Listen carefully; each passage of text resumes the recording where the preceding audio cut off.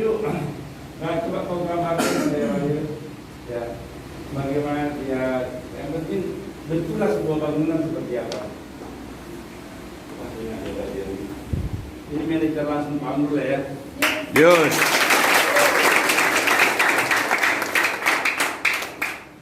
Satu lagi saya mau kenalkan, ini juga nih suami istri.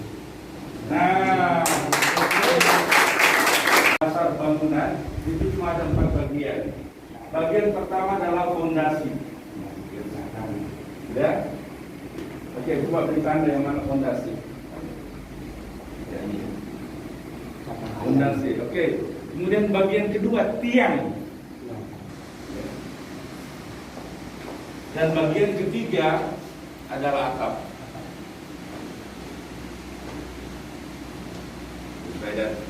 Nah, saya mau jelaskan seperti ini. Kenapa di bisnis ini, kenapa kita harus menggambarkan perjalanan karir kita dengan kita mengkonstruksi sebuah bangunan untuk menjadi ilustrasi pencapaian sukses. Fondasi bisnis itu adalah komitmen. Kasih tanda lagi. Komitmen.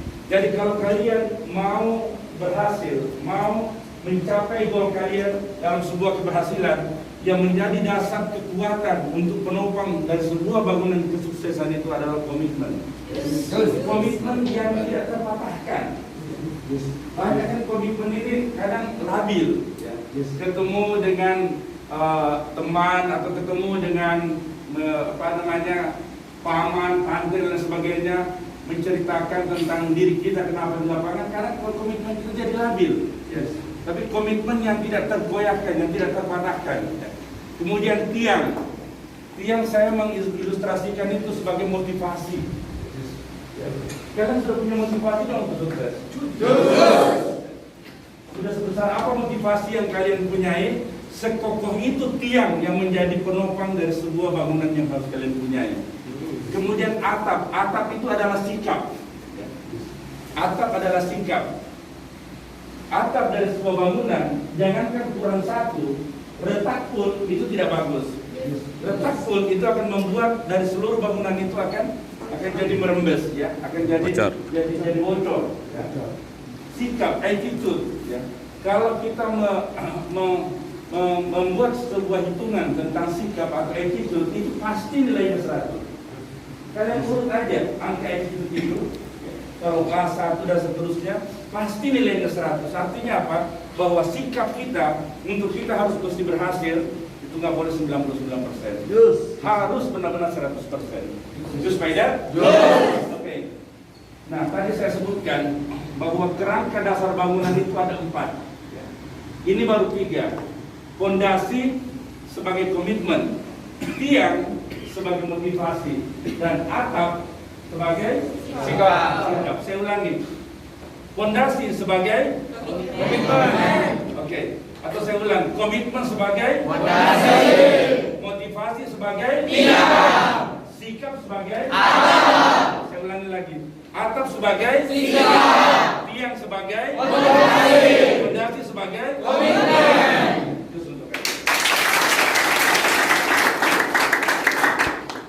Satu yang harus saya pegang spidolnya. Tadi saya bilang 4, ini baru 3. Untuk bangunan ini akan menjadi bangunan yang memenuhi 4 kerangka dasarnya adalah dinding.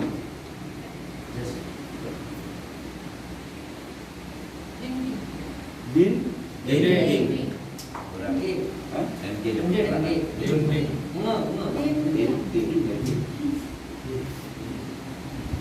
Masa dinding?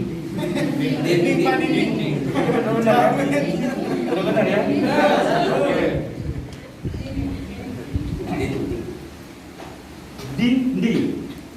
Dinding atau sekat.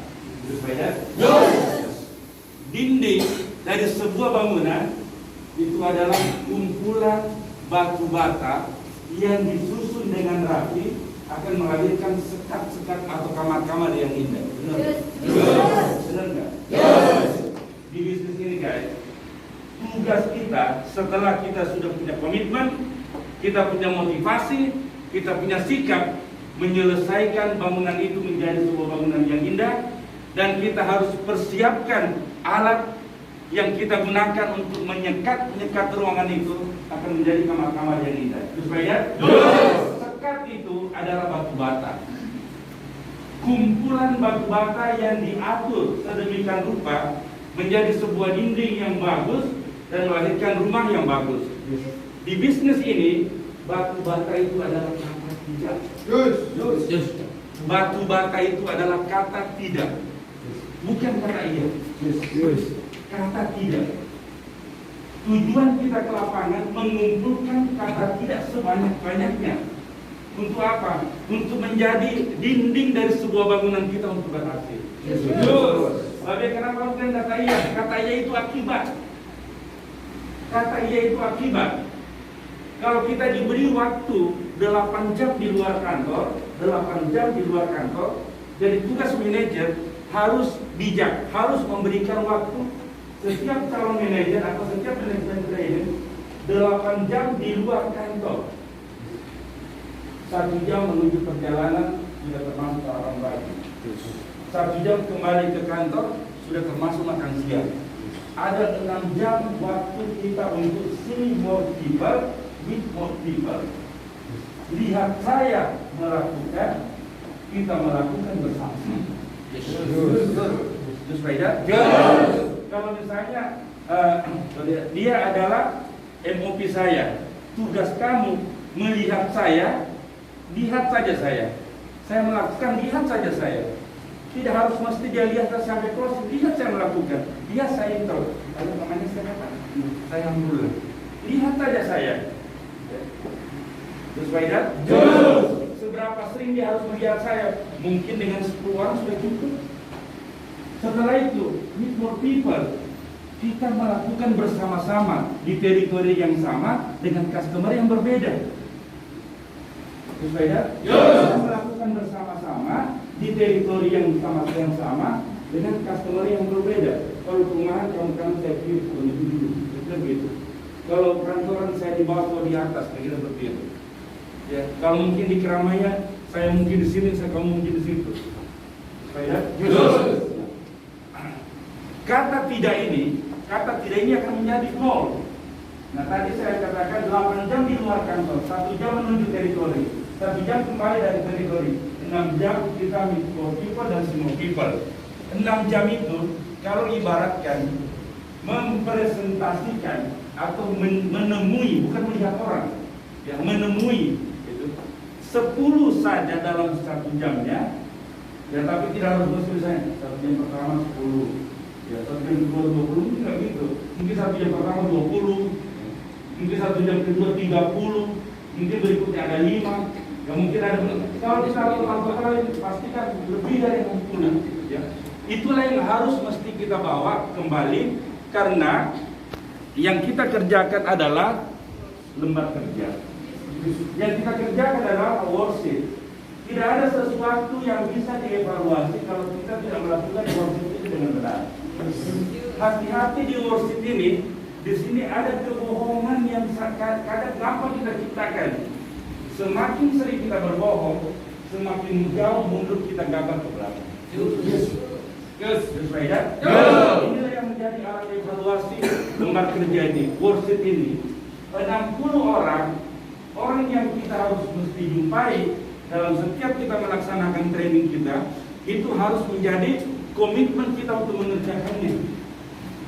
B, saya baru jam 11 atau 1 jam ke 8 bisnis itu akibat. Selesaikan.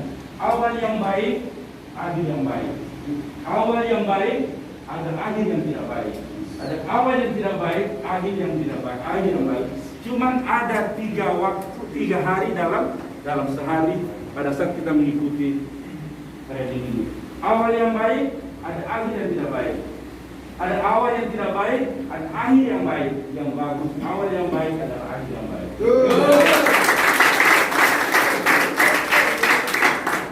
Nah, guys, saya mau sampaikan seperti ini. Kalau kalian adalah seorang yang technical advisor atau tenaga ahli atau tukang batu yang hebat, katakan gitu ya. Kalau ada 60 dan bisa terjadi 3 kata iya, berarti perbandingannya standar 20:1. Kalau kalian adalah orang yang betul-betul sudah terampil, minimal kalian bikin hukum perbandingan, hukum attraction-nya, lewat hukum rata-ratanya 1:10. Artinya apa? Kalau saya menemui dari 60 orang, berarti saya hari ini harus menjadi the master. Awal yang baik, akhir yang tidak baik. Awal yang baik, akhir yang baik. Awal yang tidak baik, akhir yang baik. Jadi yang harus kita pilih adalah awal yang baik, akhir yang baik. 1 jam terakhir sebelum kita kembali ke kantor. Katakan kita kembali ke kantornya ini, katakanlah misalnya jam 4 atau jam 5, atau ada jam 5 ke jam 6, terserah. Yang penting 8 jam waktu harus di luar kantor. 1 jam terakhir, pastikan di 1 jam terakhir kalian harus closing, harus tutup, harus tutup dengan 20 kunjungan terakhir. Harus closing itu. Karena 20 kunjungan terakhir itulah yang menjadi percakapan dengan tim. Itulah menjadi laporan akhir sore hari dengan leader. Itulah menjadi pertanyaan manajer saat kita berjumpa di sore hari. Closing dengan 20 kunjungan terakhir. Just by that.